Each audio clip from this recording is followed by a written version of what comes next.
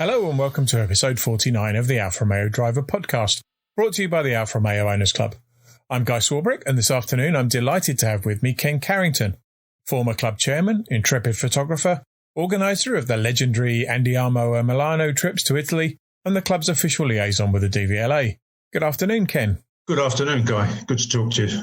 And you. We have a kind of standard format for these things, and I think the thing that most people want to hear first is where your interest in Alfa came about and how that's progressed over the years. Well, I guess looking back, my first link with Alfa Romeo was when I was about 19, and I played club rugby at that time, and one of the guys in the club had a Giulia Sprint Speciale. We were good friends, and we used to buzz off to rugby matches on a Saturday afternoon in this car that I knew very little about. It was an unusual-looking car in my view. I had Minis at the time, but it went like the wind, and that had quite a lasting impression on me because it was another over 20 years before I owned one. But, that was how it all started, I think. I mean, that's quite if you forgive the pun, that's quite a speciale introduction to the marque. Why did it take so long after that to get your own? Well, I guess I was into Minis. I had 850s. I then went through the Mini Coopers. My last Mini was a 1275 Downton Cooper S, which if there's one car I've ever owned that I wish I'd still had, then that's the one. We've all got at least one of those. It was a very special car. I don't know. I didn't really see myself owning an Alfa because generally they were a little more expensive than most until 1981. And an old chum, who's sadly no longer with us, said he was going to thin down his fleet and he was thinking of selling the Sprint GT. And that was my first Alfa. And it was it was chassis number 5. Sprint GT, and turned out to be the first Sprint GT ever to come to the UK. Not only that, it was the first car from the new Arese plant to come to the UK. So I didn't know much about it at the time, but that curiosity then led me into getting into the 105 register, which I set up in 1982. So it all started in that way, and I've had my head buried in chassis numbers and whatnot ever since. Sue calls me an anorak. So. It's a question we ask everybody, and the answers have varied, I think, from 1 to 70 odd through to I'm not really sure, I've lost count. But that was the first one. How many Alfas have you had since then? Not as many as you might think. Probably 8 or 10, something like that. Sprint GT, Giulia Super, a couple of Alfettas. Another one I have, which is halfway through restoration. Probably the most unusual car I had was an Alfa 6, which I had for about 3 or 4 years. Probably one of the best cars I've ever owned. People, the press in particular, slated it, but to own one and live with it for 5 years, that was one of my best cars. I mean, it was a lovely thing to drive. Yeah, I think sadly one of those cars where there are probably fewer examples left in the UK now than the model number. Absolutely. The one I know, and I always kidded Ferdy Pascucci about it, he's got a lovely example. And every time I saw him, I said, you look after that car because that's mine one day. So we used to chuckle over that. But a fine car. And of course, the first car to take a V6 engine. And mine was a very early one with carburettors, 6 dainty little carburettors mounted on top of the block. And lovely car. Yeah, I bet tuning that was fun. Well, fortunately, David Lai, who was at that time Sunnyside Garage, he had owned the car a couple of years previously. He sold it on, and then I eventually bought it from the guy who David sold it to. So, and David used to look after my cars anyway. Well, of course, he'd had plenty of experience with setting up those carbs, and he used to get it running like a sewing machine. It was a treat. So what's the current fleet? Well, my trusty old sport wagon, which I've now had for, 10 or 12 years. I bought it with high mileage, took a chance on it, and it's still running with almost 284,000 miles, and it just still purrs along. I still have my Alfetta GTV, which it's not going to stay here very long. It's going to be sold. Giulia Super has gone, and the one I've chosen to restore is my V675, which was the ex-Bob Dove car that he used to write about in the magazine. I've had that since 1998. Used it now for 10, nearly 12 years, I guess, but that's the one I'm going to restore and hopefully get started on that within the next couple of months. Brilliant. So I'll have 2. I intend to keep the sport wagon as long as I can keep it going, forever, I hope. But it's lovely to drive, and being such a good old bus, I think it's worth just keeping it, whatever. So, yeah. But the 75 I'm looking forward to, and I'd love to take it to Italy again. Yes, we'll talk about that later on as well. So anything that you still have an itch to own that you haven't owned yet? I think if I don't know. I'd love another early coupe. But I'm a pensioner now. They've gone out of my price bracket. I don't know. I'm happy with what I've got, and I tend not to be unhappy about what I haven't got. So I'm quite happy with this sport wagon. The 75 will be an absolute treat because it's one that was modified with Harvey Bailey suspension, and it's just such good fun to drive. I remember getting let loose at Spa in 2002 out on that track for an hour and a half with a good handling V6 75. I thought I'd died and gone to heaven. It was fabulous, good fun. Yeah.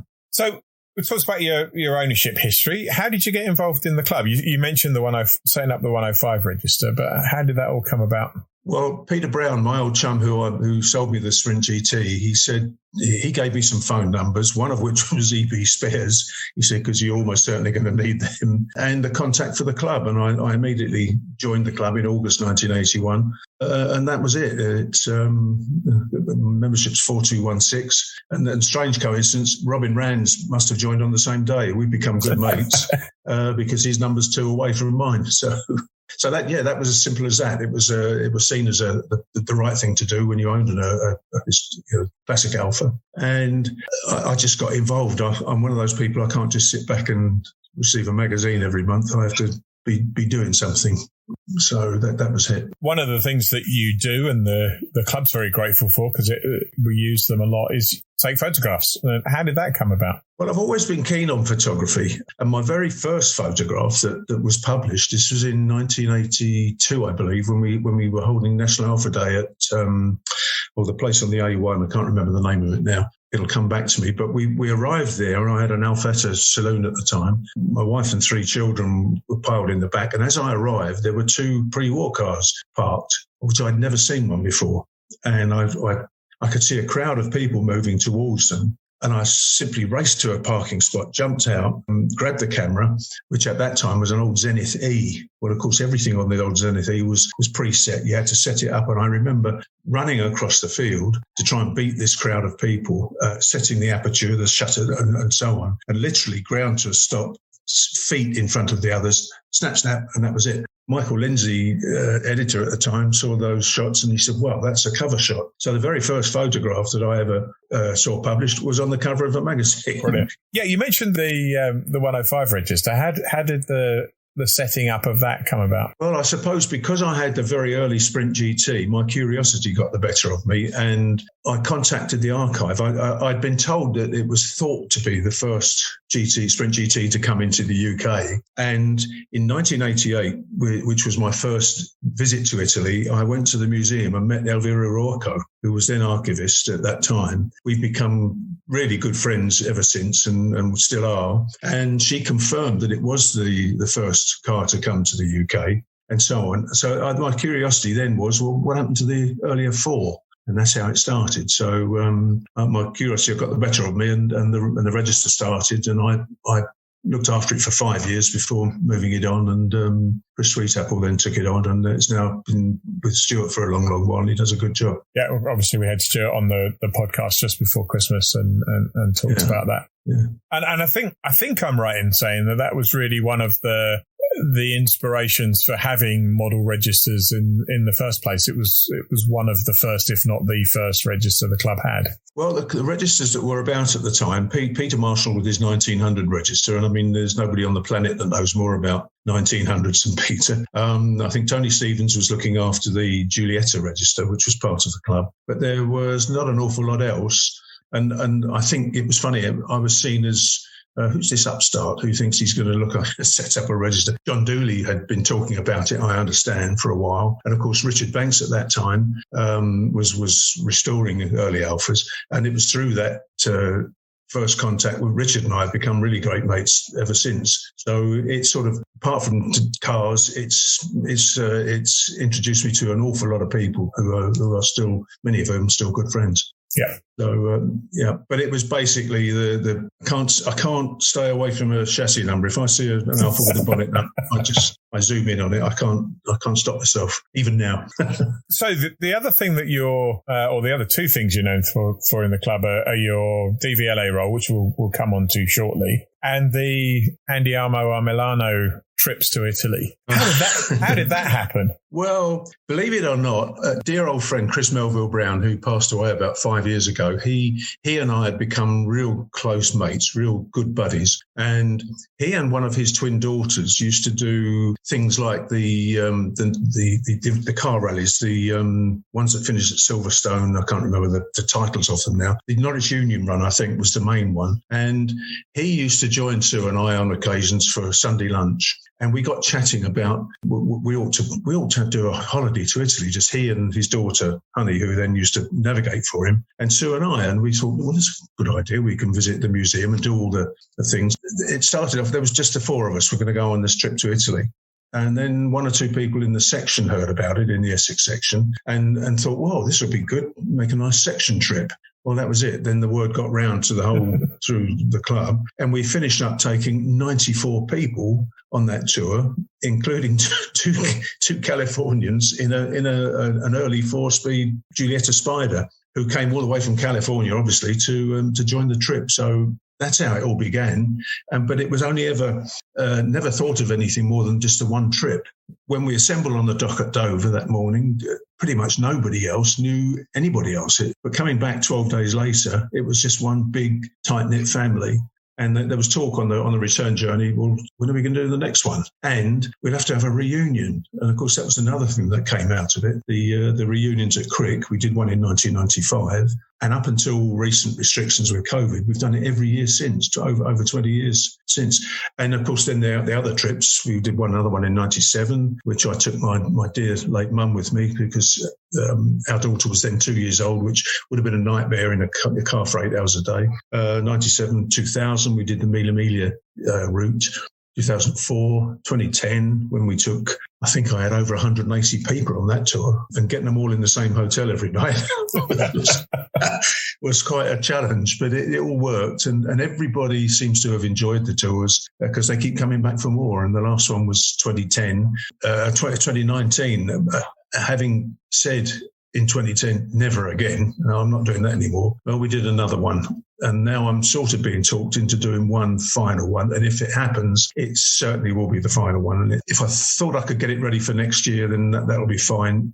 If not, then 2024 would be the 30th anniversary of the first one. I love doing them. They're a lot of work, but they're just such a good bunch of people that they're all good fun. I can tell they take a little bit of time to recover from. I know we've had a couple of unusual years, but the report of the 2019 one will be in the February issue. So it's taken a while to recover from that, hasn't it? Long overdue. I mean, I should have done that a lot sooner, but yeah, they are. They've just been good fun, and we've done some pretty special things with, the main thing is visiting the club museum. On the last trip, I took 90 odd people to visit Gibbo Salvetti at the Blue Team. And also on that tour, we did the Lingotto building, which we'd done before in 97, up on the roof, cars on the roof. And we went straight from there to Bolocco, to the test track. Now, either of those things are quite a privilege to do, but to do both on the same day, well, I doubt that many people have managed that. And there was grins on faces for for a good time after that day. I can imagine. Yeah. So, yeah, they've been good fun, and I've made a lot of friends, a lot of good friends through those tours. So I think there's probably one more in me. So that's definitely a highlight, clearly. What other highlights have there been of your membership over the last 40 years? Making many friendships, and I spent nearly 30 years on the committee, or board as it's now known. From 1984, I first joined the committee, and up until the early. Well, I can't remember just how long ago. It was nearly 30 years, finishing up just 2 years as chairman of the board. That was a privilege to do, to be part of that for such a long time. I don't know. It's difficult to say. It's become a total way of life, I suppose. And the whole thing has been a 40-year highlight, I guess. That might sound crazy, but that's how I suppose that's how I see it, if I have to think about it.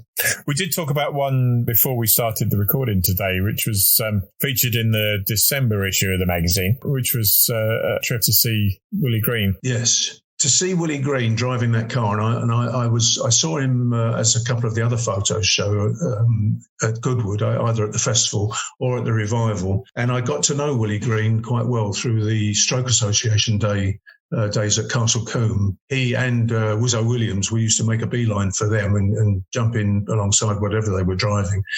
And two of great drivers, and another one was in a Ferrari 250 LM, which is my all-time favourite Ferrari. And I got to do 5 laps of Castle Combe with Gary Pearson, who really has taken on, he's now what Willie Green has always been. He's one of the best historic racers that we've got. And to get round Castle Combe, with him, but especially in a 250 LM, well, the grin really hasn't cleared from my face, and that was a few years ago. So there's been a lot of good things, met some good people, made very, very good friends at the archive in Milan. Marco Fazio has become a very close friend, and the two young ladies who do the archive work now with the research, I've made a point of meeting them and sat and had coffee with them. So we've got a good working relationship. So but with Willie Green, he was the one person who successive owners of the original 158, which escaped from Arese. He was the chosen driver for, no matter who owned it, they only wanted him to drive it. Similarly, Jim Stokes I don't think would have had anybody else drive it for a shakedown up at Brighton Park, because his feedback is first class. He's a sympathetic driver, very sympathetic to the machinery, and it was just wonderful to see him behind the wheel of a 158 again. It really was. I drove an awful lot of miles to see that, as my piece in the magazine last month noted. It's a long way from Devon. It's an awful long way from Devon, yeah. I mean, I think it was a round trip of 730 odd miles, I think, but it was worth every minute of it. Even though it was cut short, we were actually supposed to do some in-car stuff, some car-to-car, but the fellow who was supposed to be there, who was going to do some filming and facilitate the car-to-car stuff, he phoned up at about 1 o'clock in the afternoon. Oh, sorry, can't make it, which was a big disappointment, and it cut the day short. But nonetheless, it was good to be there and get the first UK photographs of the car on track with such a great driver behind the wheel. So that's some of the nice bits about the role. And I guess there might be some nice bits about the DVLA liaison, but what does that involve? And again, how did you draw the short straw for that one? Well, I used to do the occasional letter for manufacture dates back as far in the early 2000s.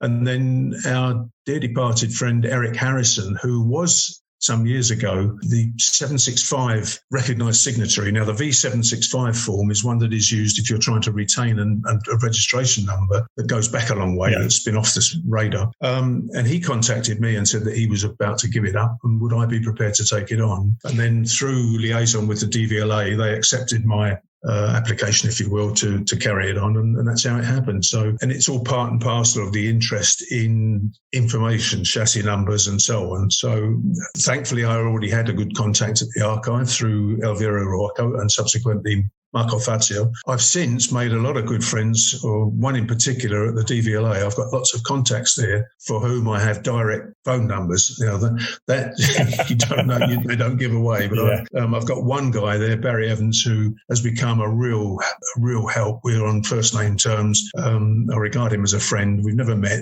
I keep threatening to go down to Swansea and catch up with him and have a cup of coffee with him. That's just snowballed, really, from probably doing only 4 or 5 letters in a year to now almost, 2 or 3 every week. And it's more than just letters, isn't it? There's some quite extensive investigations go on behind the scenes. Oh, absolutely. I mean, a majority of them are pretty routine. We get the manufacture date from the archive. The DVLA don't want to see the certificate of origin because you only get, that's the only option now, is a certificate of origin, whereas they used to give you 2 options. They don't anymore. The DVLA don't want to see that certificate. What they want is a letter from me with a signature confirming the information contained in the certificate. Most of them are pretty straightforward and the registrations go through. The ones that do present problems forums, generally speaking, the cars that have come from South Africa. And there are some of those become really, I've got two going on at the moment, which have been going on for 2 years. And one of them has got to parliamentary level. We have a feature coming on that one, which I think I got the first draft of that feature nearly 2 years ago, when I think he thought it was a lot nearer completion than it turned out to be. I've dealt with cars from, even Tipo Bs that people, I had one last year that somebody's got how can you buy a Tipo B? It almost seems there's not enough money in the world to buy one of those. But the gentleman who bought it wanted it road registered. And so I think it was through COIS. They inquired. They sent me an inquiry. And so I've done mundane cars, if you want to call them mundane, but I mean run-of-the-mill classic cars, but even back to 8Cs, 6Cs. And I've got a couple going on now which are quite involved. One which carries the wrong chassis number, an 8C, and I know why it carries the wrong chassis number because it's all well documented in Simon Moore's 2300 book. But trying to convince the DVLA, they'll change an engine number without too much trouble, but you try and change an identity. And that one's dragging on a bit, but I'm sort of in the middle of that. But I'm keeping my fingers crossed that all gets a positive outcome. One of the early podcasts we did was with Carol Corliss, yes. And we had a chat on there about the problems with particularly pre-war cars of dubious or at least difficult to determine origins. Yes. And I know that's a much bigger issue with some other marques, Bugatti in particular, but how big an issue is that with Alfa? Obviously, the cars that become subject to substitution, recreation and so on are the ones that are worth, they've got to be worth a lot of money before they do it. So clearly the pre-war cars are worth huge amounts of money. We know that there are cars coming out of Argentina. You can buy a brand new Monza if you want one. I mean, Jim Stokes will build you one if that's what you want, but he won't pretend that it's anything other than a recreation. That's the worry that because there's so much written about these cars, Simon Moore being the guru, if you will, Simon's become a good friend, that it's not difficult to find the cars that are believed to have been scrapped. And hey-ho, they suddenly appear in a barn somewhere having, look what we found. Well, some of those are very dubious. There was one 4 or 5 years ago that was actually in a barn, been in a French barn for 50 years. It was quite genuine. And I was asked to go and view the car and report on the fact that it was genuine and original. It was all done under cloak and dagger stuff. But of course, in Simon's book, there was a very short chapter on a car with that chassis number. And when I spoke to Simon about it, he said, well, I did warn the fella. It's in doubt and not to buy it because it was he was going to lose his money. And lo and behold, when the real thing did come to light, and it was just an amazing sight to see when the covers were pulled off, an 80-odd-year-old Alfa, if that's what you were looking for, that's what you'd like to find. It was just totally, totally original. Never been molested. Yes, that's. I've covered a wide range of vehicles, and probably a 9 out of 10 of them go through quite smoothly. That's something that Carol Corliss, and along with Chan, and she sort of drawn me into it, partly because I've got a fairly large archive of photographic stuff. Carol tells me I'm not an archivist. Yeah. She's very knowledgeable, but she doesn't archive stuff. I archive it. If I think I've got a photograph somewhere of a particular car, I've got a way of finding it because I can dig through my archive. You say she got you involved as though she twisted your arm. She just dangled a couple of chassis numbers, didn't she? And that was it. Oh yeah. I mean, Carol asked me if I'd be happy to be involved, and I said yes, I will, because for the reasons she asked, that I've got an archive and can perhaps contribute in that way. Chan, I don't know where he's so knowledgeable. I mean. He really is knowledgeable, and I don't know how he's collected so much information that he has. But I think to be part of it, if you can contribute just a small percentage, then it all helps, and hopefully it will safeguard. Because when people, none of us are here forever. When people do shuffle off this mortal coil, Mrs. Cherritt, who's got most of the information on the pre-war cars, sadly won't share it. So what's going to happen to that when her time comes, I just don't know. So that's a worry. I don't know. I think the VSCC should jump in and try and do something with that, but whether they will or not, don't know. Yep. And you talked about the archive in Italy. I guess we're lucky that that side of things kind of belies the Italian reputation for being, slightly disorganized, although they also have a corresponding reputation for being incredibly bureaucratic. So I guess one kind of balances out the other. But I mean, compared to some other marks, I think the level of documentation is pretty good. I think it's second to none, personally. And their museum which you visited. I mean, I don't know how many times I've been there. First time in 1988, and sometimes even twice or three times a year since. But I think they've got the best in the world, and all thanks primarily to Elvira Ruocco, because she sort of set up that side of things. Luigi Fusi was instrumental in keeping records, of course, which we're forever grateful for. But Elvira was a great archivist, and she's very, very knowledgeable. Marco Fazio worked with her for a while, until eventually she left and Marco took over. And then with the Fiat regime, he was sort of moved sideways, I think. And I believe that was unfortunate because he's a great fellow and he knows what he's doing. But that's how it works now. Where I used to get response from Marco